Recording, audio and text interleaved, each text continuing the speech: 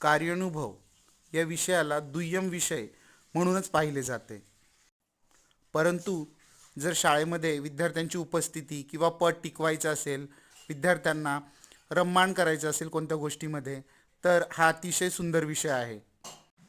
म्हणूनच आज कार्यानुभवमधील art and craft हे घेण्याचा प्रयत्न केला.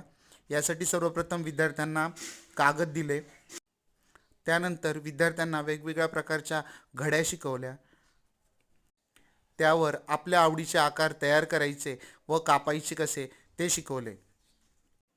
विद्यार्थ्यांनी स्वतः वेगवेगळे आकार तयार केले. काही आकार फेल गेले, काही तुटले, परंतु काही विद्यार्थ्यांच्या अतिशय सुंदर डिझाईन तयार झाल्या. खूप सुंदर त्यांनी आर्ट अँड क्राफ्ट या विषयाचा आज एक वेगळ्या प्रकारे अनुभवला. खूप आनंद वाटला सगळ्या विद्यार्थ्यांना. हातात कैची मिळाली होती, तर काही मुलांनी तर वेगळेच पराक्रम करायला सुरुवात केली होती. पण तेवढा इंटरेस्ट पण त्यांना वाढत होता. वेगवेगळ्या प्रकारचे, सर माझा आकार बघा कसा आला आहे, किंवा मी किती छान बनवलं आहे. सुंदर पद्धतीने मुलांनी वेगवेगळे असे आकार तयार केले होते.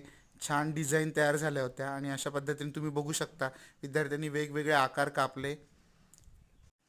अशा प्रकारच्या ॲक्टिव्हिटीज घेण्याचं कारण एकच की मुलांना शाळेबद्दल आनंद निर्माण व्हावा किंवा शाळेत येण्याची इच्छा निर्माण व्हावी. आणि नेहमीचा तोच तोच अभ्यास घेतल्यानंतर एक विरंगुळा म्हणून काही वेळ अशा ॲक्टिव्हिटीज घेतलेल्या काहीच